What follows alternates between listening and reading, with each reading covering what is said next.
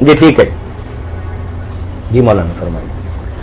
یعنی سب بات یہ ہے کہ سوال تو آپ کا مختصر ہے، میرا جواب اتنا مختصر نہیں نہ دیا جا سکتا. تصوف نہ تو سر سے غلط ہی ہے کہ بالکل ہی سارا بے بنیاد، ایسی بات بھی نہیں، اور نہ جو کوئی مروج ہے آج کل چل رہا ہے سلسلوں میں جو بدعات اور خرافات داخل ہو گئے ہیں، اس سے اچھے صوفی خود بیدار ہیں. مولانا فیروز تھانوی رحمۃ اللہ نے بہت رد کیا اس کا کہ کیا یہ چیزیں داخل کر رہی ہیں اس میں.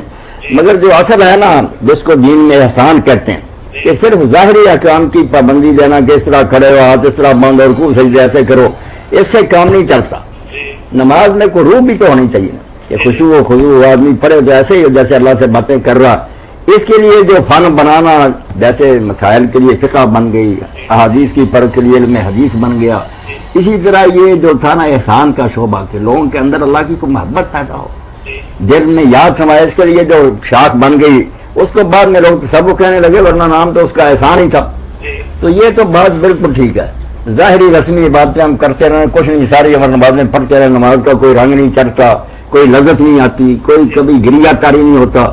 تو صوفیاء کرام اللہ ان پر ہم ان کا یہ کارنامہ تو ماننا چاہیے. جو بھی ان کی کتابیں پڑھے گا ٹھیک ہے، روایتیں کمزور ہیں تو وہ بیچارے کب کہتے تھے کہ ہم محدث ہیں، کمزور ہیں، مگر وہ کمزور روایتیں بھی نتیجہ تو اچھا دیتی ہیں، اس سے خوف خدا پیدا ہوتا ہے، آخرت کی فکر پیدا ہوتی ہے. تو یہ ضرورت تو اس لیے پیدا ہے نیازی صاحب کہ جب تک خلافت راشدہ تھی خلیفہ امت کا مرشد ہوتا تھا، کسی کو دوسرے کی بیعت کرنے کی ضرورت نہیں ہوتی. اس سے بڑا ولی کون ہوتا تھا؟ مسائل بھی لوگ اس سے پوچھتے تھے، اس کی بیعت جو حکومت کی تھی اس میں بیعت ارشاد ہوتی، دین بھی اس سے لوگ سیکھتے تھے اور وہ نمونہ ہوتا تھا. مگر جب بدقسمتی سے پھر سلطنت الگ ہو گئی اور دین الگ ہو گیا، لوگوں نے دیکھا میں ظالم حکمرانوں سے دین سیکھیں اور ان کو پرواہ بھی کوئی نہیں تھی. تو پھر نیک لوگوں نے سوچا کہ اس طرح کے لوگ بالکل برباد ہو جائیں گے. وہ بیچارے پھر چھوٹے چھوٹے ہسپتال بنا کر بیٹھ گئے، جن کو خانقاہیں کہہ لیں گے، وہاں انہوں نے کہا جو بھائی چاہتا ہے دین سیکھنا ہمارے پاس آ جائے. ان کی تربیت کرنی اب ضرورت تھی اس کی، تو بات بالکل ٹھیک تھی. مگر بعد میں جیسے آپ دیکھتے ہیں ہر اچھی چیز میں غلط چیزیں شامل ہو جاتی ہیں. اب کاروبار بن گیا، ٹھگ بن گئے، جوگیوں سے کچھ باتیں لے لیں، کچھ راہبوں سے لے لیں، بدعات شامل کر لی. قصور ان کا اپنا ہے. جو اصل تصوف نا اب ابن تیمیہ سے بڑھ کر کون ہوگا کتاب و سنت کا متبع؟ وہ بھی کہتے ہیں کہ جو پہلے ہیں نا صوفی، ان کا نہ کوئی عقیدہ تھا نیا، نہ کوئی نئی عبادت تھی، یہی قرآن و سنت پر عمل کرتے تھے، مگر خلوص تھا، اللہ رسول کی محبت تھی.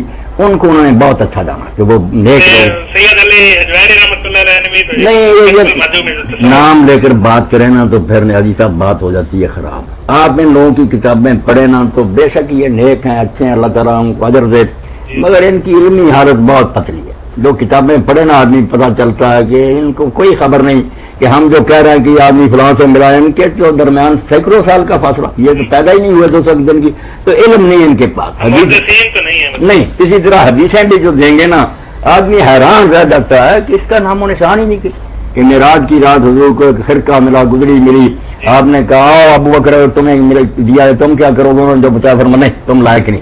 حضرت علی رضی اللہ پر بات پہنچی، انہوں نے کہا میں عیب دیکھوں گا لوگوں کو چھپاؤں، فرمایا ہاں تم یہ گودری پہن لو اس کے بعد.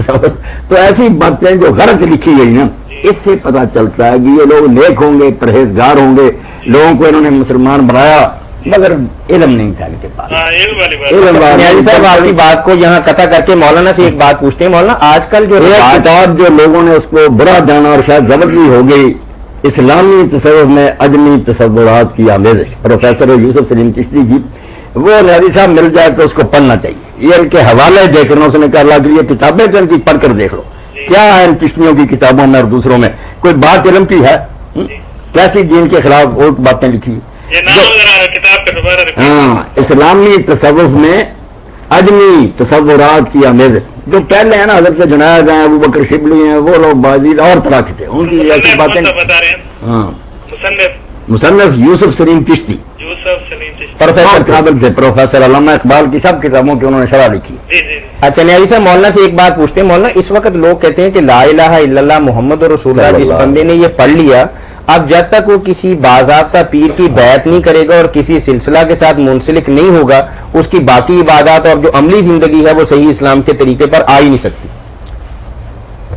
بالکل طاہر بھائی، یہ تو جو بڑے بڑے صوفیان ان بیچاروں نے بھی کہا کہ یہ بیعت جو ہم لیتے ہیں نہ یہ فرض ہے، نہ واجب ہے، نہ سنت ہے، صرف مستحب ہی ہے کہ اگر کسی نیک آدمی کے ساتھ آدمی عہد کر لے کہ میں آپ سے اپنی اصلاح لیتا رہوں گا، اپنی غلطیاں بتا کر اپنا علاج کراتا رہوں گا تو اچھا ہے، جی نہ فرض نہ واجب نہ یہ کہ اولاد حرام ہے، یہ کوئی نہیں کرتا، جاہلوں کی اپنی غریب باتیں ہیں.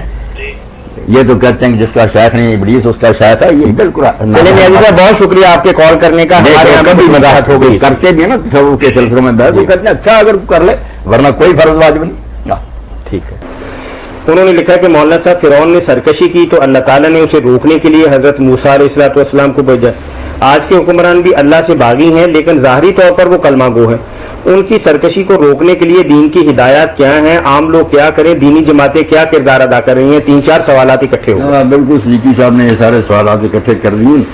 یہی سوالات کی ہماری ساری کوشش کی بربادی کا سبب ہے کہ بجائے کہ ہم سارے لوگ اپنے ذہنوں کو ٹھنڈا کر کے سوچیں اور جو صحیح حل ہے ایسے ظالموں سے نجات پانے اس کی کوشش نہیں کرتے، جذباتی بن کر شروع کر دیا، مشرف کے پیچھے پڑ رہے ہیں، فلاں کے پیچھے پڑ رہے ہیں، وہ ساری کوششیں منسک ادھر ادھر بکھر گئیں، جلوس نکل گیا، پیسے ضائع. جو کرنے کے کام ہے کہ دینی جماعتوں نے 60-70 سال میں کوئی ایسے تعلیمی ادارے بنائے کہ لڑکیوں کے لیے الگ یونیورسٹیاں ہوتی ہیں، لڑکوں کے لیے الگ، اور ہوتا بھی اس میں نظام تعلیم ایسا کہ یہ 2 قسم کا نظام تعلیم دے کہ مدرسوں میں سے مولوی نکل رہے ہیں جنہیں ایڈمنسٹریشن کا نہیں پتا، انتظام نہیں ملک کا کر سکے، جو وہ پڑھتے ہیں انہیں دین نہیں آتا. ایسا مدرسہ ہوتا کہ وہاں سے وہ ابو حنیفہ نکلتا اور وہاں سے وہ جرنیل نکلتا اور ساتھ سے اس کی تربیت ہوتی، ولی ہوتا، نمازی دیندار ہوتا. کسی نے نہیں پڑھا، نہ اب بھی کوئی اس کی طرف قدم اٹھا رہا. جو سچی سے کامنا اکیڈمی بن گئی وہ بن گیا، کوئی دار ارکم کوئی ایک بھی نہیں. آپ پوچھے دیندار لوگ روتے پھرتے ہیں کہ کہاں بچوں کو داخل کرتے. جو کرنے کا کام ہے سب چھوڑ دیں، مشرف جو کرتے رہے، پھر ان کو 400 سال اللہ نے مہلت دی. کوئی بات نہیں، ظالموں کو کام کر خدا کے لیے بنیاد کی طرف آئے کہ نسل تیار کریں ایسے لوگوں کی جو پوری دنیا میں اسلام کی وکالت کر سکیں. ہمیں بھیجیں وہ غیر مسلموں کے سامنے سینہ تان کر کھڑے ہو جائیں، کہاں یونیورسٹیوں میں بیٹھ جاؤ، پوچھو اسلام کے بارے میں. ہمارے پلے ہے تو کچھ بھی تیاری کوئی نہیں، صرف چاہتے ہیں کہ کوئی ایسی پھونک ہو مولوی صاحب بتا دے جس سے یہ سارے اڑ جائیں. کوئی نہیں اڑے گا، نہ کوئی بنے گا. دینی جماعتوں کو چسکا پڑ گیا. ایک ہیں جو صرف مذہبی، ان میں جھگڑے نہیں ختم ہوتے کہ وہ حبی سچے ہیں یا سنی سچے ہیں. جو سیاسی مولوی بن گئے انہیں چسکا پڑ گیا، اسمبلیوں میں بڑی مراعات ہے، وہ حکومت سے مل جاتے ہیں، لوگوں کے سامنے بیان اور دیتے رہتے ہیں. اب ساری دنیا میں بدنامی ہوگی کہ اندر سے تو یہ سارے ملے ہو تو کچھ نہیں رہا. خدا کے لیے دین والے واپس آ گئے، جلسے جی السلام علیکم، بند کر کے لوٹ جائیں کہ ہم نے نسل نو تیار کرنی. جی السلام علیکم. جی مولانا اب اس کا مولانا تحریکیں جماعتیں جی جی یہ اگر میری محنت سماج کو مانے تو مولانا مودودی رحمۃ اللہ نے ندوہ میں جو لیکچر دیا تھا اسلام کا نظام تعلیم، کہ انقلاب نہیں دنیا میں آئے گا جب تک ایک ایسی جماعت نہیں تیار ہوگی جو جدید اور قدیم علوم دونوں کی ماہر ہو اور اس میں بڑھ جائے. جدید علوم میں بھی ساری دنیا سمجھے کہ جو سمجھے ان کے پاس ہمارے نہیں، فزکس کیمسٹری ریاضی وغیرہ، اور دین میں اس کو تیار کرنے میں لگ جائیں 100 سال بھی لگ جائے نا، یہ سمجھے دین کا کام ہی ہو رہا. یہ سارے دندے چھوڑ رہے، سیاست اور ہنگامے، اور کوئی فائدہ نہیں، صرف وقت ضائع ہوگا، مرتے وقت غمناک ہو کر مریں گے. نتیجہ صفر. بس یہ ہے نا کہ جھنڈے اٹھا لیے، مظاہرے کر لیے، کرتے رہو، بے برکت ہے. اور اللہ کے ہاں اس کا اجر بھی کوئی نہیں ملے گا، سزا ملے گی کہ جو راستہ تھا کیوں نہیں اختیار کیا. ہار یہ کہ آپ حیران ہوں گے طاہر صاحب، کتنی مسئلے جہاں کے لوگ کہتے ہیں خطیب دو، منصورہ تک لوگ گئے، خطیب نہیں مل سکے. ایسا کوئی نہیں جو علم نہیں جانتا اور خطبہ ہی دے سکے. کیا اسمبلیوں میں چلے گئے اور یہ ہو گیا وہ ہو گیا. نماز اور روزے کے مسئلے بتانے والے ان تحریکوں کے پاس نہیں. نظام اسلامی تو کیا لانا.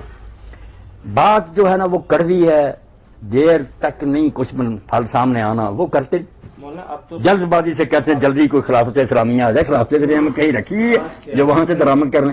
سیاسی تنظیم ہو یا دینی تنظیم ہو، اس کی صورتحال یہ ہے کہ اس کی تنظیم سازی سے پہلے ہی وہ چاہتے ہیں کہ ان کا ملک کے اندر، دنیا کے اندر ایک شعرا ہو جائے. نہیں، یہی غلط بات. اس سے اشارات کام بے برکت ہو گیا. اللہ کی کوئی تائید حاصل نہیں. ہر کوئی اپنی پروجیکشن چاہتا کہ میں ٹی وی پر آؤں، یہ ہو وہ ہو. وہ تیار کرتے رہے کہ کوئی لوگ ایسے تیار ہوں. اگر اس وقت ہی کوئی مان جائے کہ چلو میں نے اعلان کر دیا خلافت نام رکھنے سے کہ اس کا نام اب جمہوریت نہیں خلافت ہے، اور اس کو پریزیڈنٹ نہ یہ خلیفہ ہو گیا، اسلام آ جائے گا. اور اگر چلانے کے لیے 2 کمشنر ڈی سی گورنر جو اسلام جانتے ہوں، کہاں سے لائیں گے؟ کسی کو پتہ ہی. جو سامان چاہیے اسلامی حکومت کے اس کے لیے